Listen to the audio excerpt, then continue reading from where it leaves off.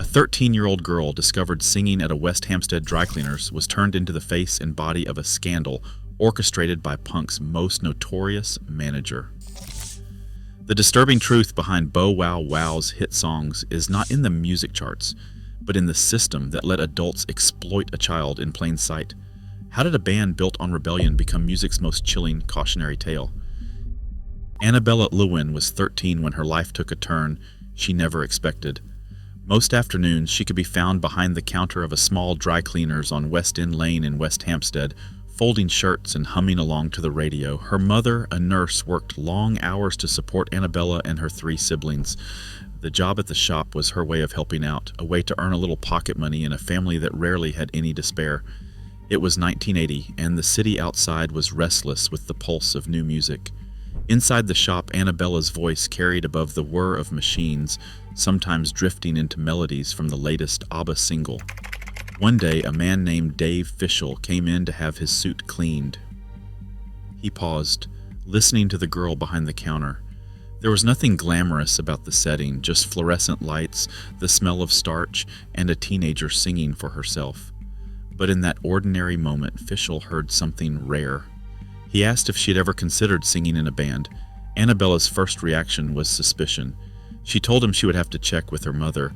For a girl used to watching out for herself, it was an instinct that would soon be tested in ways no one could have imagined. Malcolm McLaren was already notorious for his role with the Sex Pistols, but in 1980 he set his sights on building a new band from the ground up.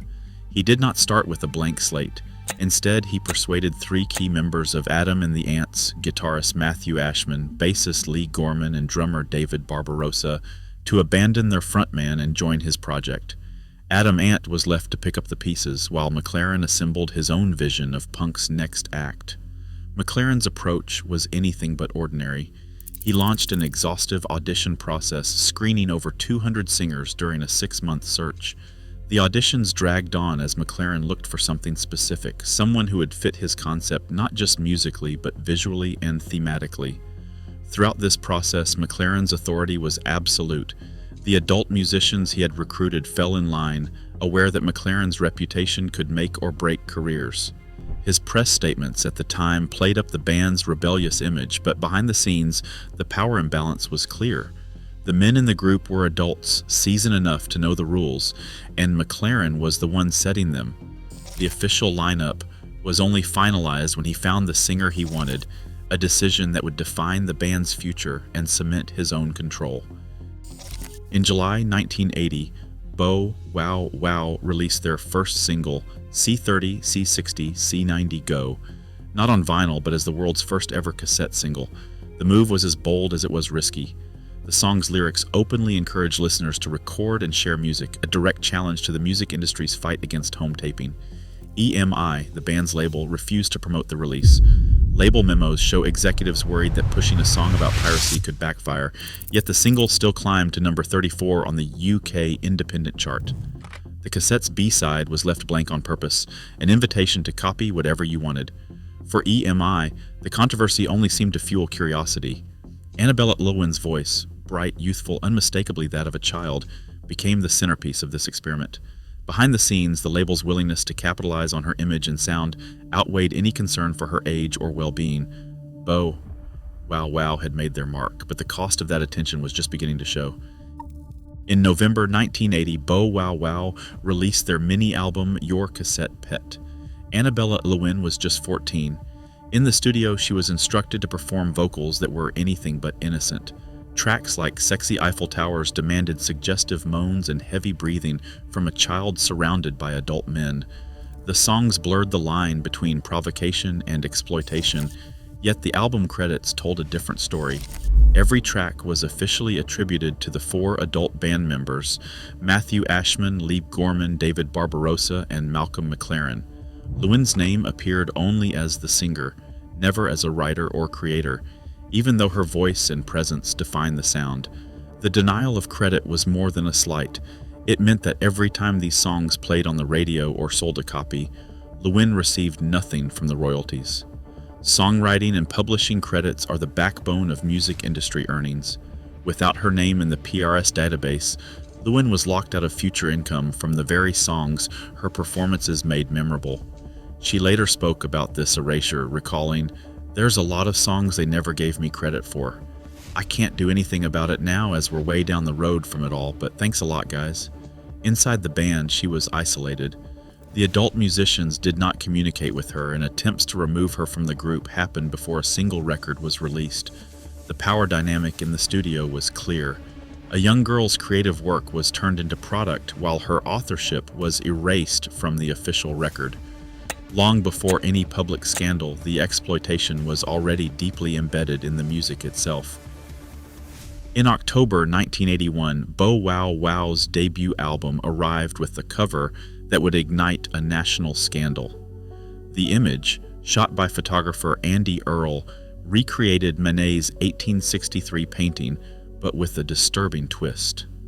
Annabella Lewin, just 14, posed nude among her fully clothed adult bandmates. The decision was not hers. She sat on the cold studio floor, exposed and uncomfortable, her trust in the adults around her pitted against her own instincts.